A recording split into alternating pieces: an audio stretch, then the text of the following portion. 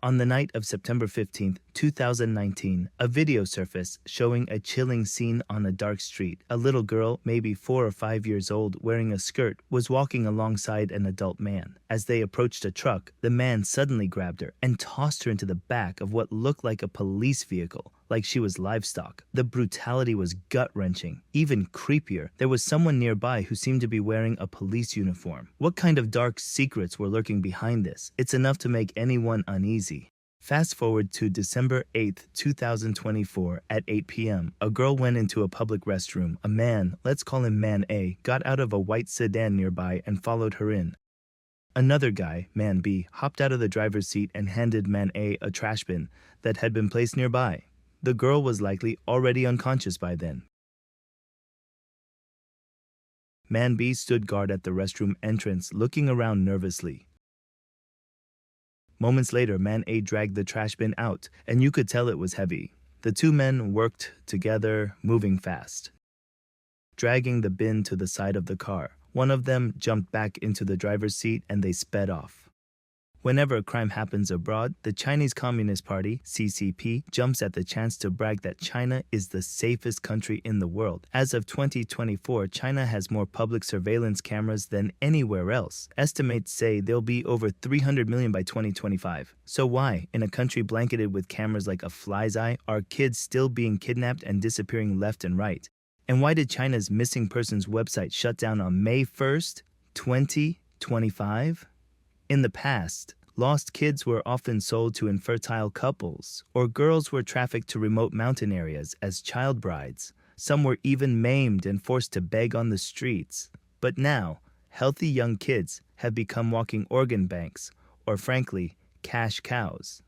In 2022, the disappearance of 15-year-old Hu Xinyu lit a fire under public awareness. His case brought the issue of organ harvesting from Chinese teens into the spotlight. But with the CCP's tight grip on information, countless other Hu Xinyus never make it to the public's eyes. This has only emboldened everyone involved in the organ trade, making them more reckless and brazen. On August 15th, 2023, in Yunnan, an 8-year-old girl named Wang Sijun went to visit her aunt in the hospital. A doctor offered a free checkup for the girl, then claimed she had a condition only their hospital could treat. They insisted she be admitted with regular blood tests and medication. On August 23rd, Sijun told her mom the doctors had drawn a lot of blood from her thigh, and she was scared. That same afternoon, without any notice from the hospital, a fellow patient told Sijun's mom that her daughter was dead. The parents found their daughter's body in the nephrology ward. The hospital blocked them from getting close and demanded they sign an organ donation consent form just to see her.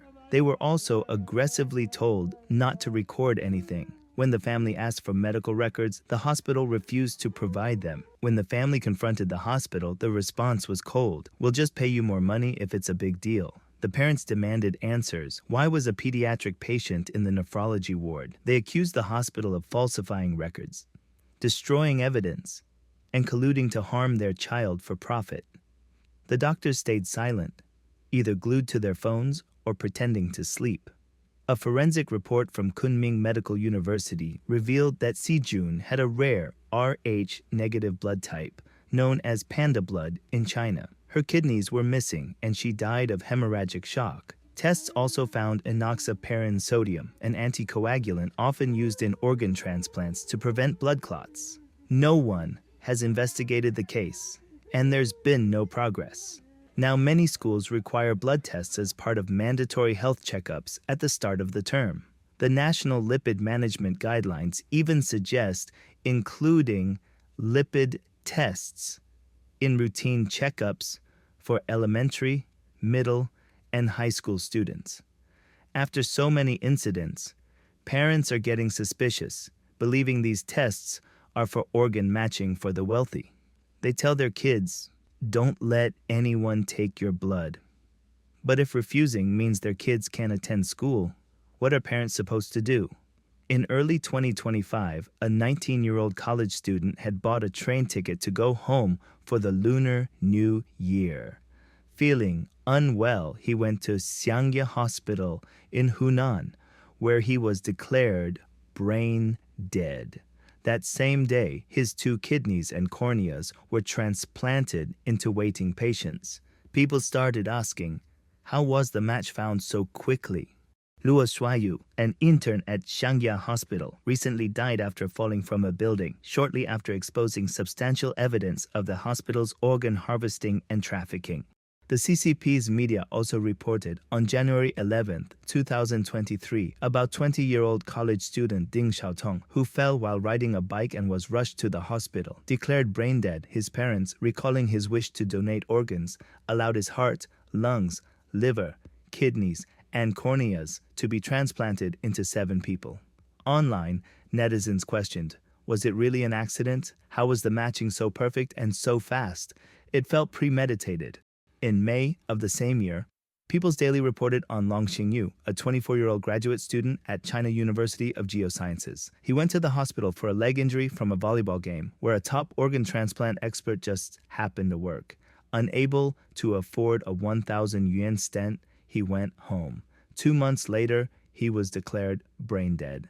His heart, liver, kidneys, and corneas were removed, with rumors that his lungs went to Yang Guangnuo, the 73-year-old son of physicist Yang Zhening. The organs were flown from Guangzhou to Shenzhen by helicopter in just 33 minutes. Why has there been a surge in brain death cases in China recently? On July 2, 2020, the CCP's National Health Commission issued a rule stating that harvesting organs from living minors under 18 would carry criminal penalties. In other words, there's no criminal liability for those over 18 or for anyone declared brain dead, regardless of age. According to international medical standards, like those from the American Academy of Neurology or the World Health Organization, brain death is considered legal death. So organ removal is classified as deceased organ donation, not live harvesting. This loophole has led to a wave of brain death declarations among young adults and even children, allowing the CCP to legally harvest organs for profit.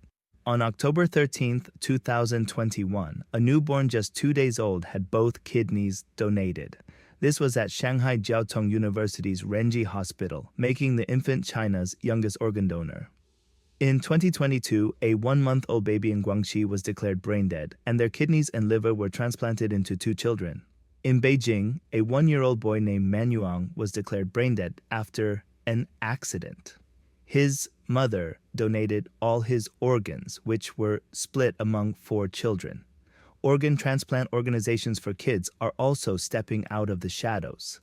On May 21, 2024, a pediatric organ transplant center was established at Shanghai's National Children's Medical Center, affiliated with Fudan University's Pediatric Hospital. On May 29, 2024, the IU Charity Foundation, Hunan Children's Hospital, and Alibaba's philanthropy platform launched the Xiangyang Baby Organ Transplant Assistance Program. Alibaba is one of China's biggest e-commerce companies. On November 29, 2023, Nantong, Jiangsu, held an event promoting organ donation awareness on school campuses. As this persecution starts hitting ordinary people, folks are beginning to face this evil head-on. Netizens are commenting, "It's chilling. Summer break is coming. Keep an eye on your kids." Shanghai's rumor-busting platform quickly fired back, calling these concerns malicious distortions and slanderous insinuations. Some people are suggesting, when doctors ask about smoking, drinking, or family medical history, just say yes to everything. Modern medicine is so advanced that they'll take every organ they can. If they could transplant hands and feet one day, nothing would be left. But people are still underestimating the CCP's depravity. In Shanxi, a delivery driver named Ji from Xi'an had a son, Xie Changyang, a healthy 15-year-old who practiced martial arts. On June 2, 2022, during a computer training program, he vanished. 4 months later, his body was found, headless, limbless, and missing both kidneys. Xi plastered his son's photo on his truck, desperately seeking the truth. "My son was harmed by Shanxi Xinhua Brain Software School. He's missing his head, limbs, and kidneys. As a driver, I can't work anymore. I just want the truth. I'm begging netizens for help," If you know anything, I'll reward you. Thank you. His father's plea for justice has been scrubbed from the Chinese internet. Last year, Shaanxi Aorui Biomaterials Company and Sichuan Hengpu Technology were accused of receiving over 4,000 corpses by colluding with hospitals and funeral homes. These bodies were dismembered to create allogeneic bone or other biomaterials for orthopedic surgeries like fracture repairs, spinal operations, or dental implants. Were Xi Changyang's limbs used for this, or was his skull used for some unknown human experiment? We don't know. We can't yet let these innocent victims of the CCP rest in peace. Until the truth is exposed and justice is served, how can they? Let's hear what Dr. Byrne has to say. Certainly from all children, but especially the people who are 16 to 30, beating heart out of a 3-day-old baby and transplant it into an 18-day-old baby. And at the end of their surgeries, a short time after the end of their surgeries, both of those babies were dead. It was illegal, it was immoral. And so they had to do something to make it legal. And so what they did is they set up a committee at Harvard, and the committee invented brain death. The committee did not do studies on dogs or cats or rats. They didn't collect data on human beings, they just invented brain death. And they had no patient data, they had no basic science studies. Because a person can't demonstrate pain doesn't mean they don't have pain. You know, a very good example of that is they give paralyzing agents when they take the organs so that they don't move and they don't squirm. So horrible. And even if they don't move and don't squirm, when they cut on them, their heart rate goes up and their blood pressure goes up, which is the response to pain. But they can't demonstrate that they have pain. Everybody who has their organs taken, they're all dissected alive. The CCP is rolling out an industrialized organ transplant system targeting ordinary citizens. In the past, Falun Gong practitioners were their main organ source, with Uyghurs and other Xinjiang minorities, Tibetans, house church Christians, and dissidents also subjected to forced medical exams in prisons. As the persecution grows and the industry expands, Falun Gong practitioners alone aren't enough. Now the CCP is targeting ordinary families, especially teens and kids. For years, Falun Gong practitioners have exposed the CCP's organ harvesting crimes, providing mountains of data and real audio evidence.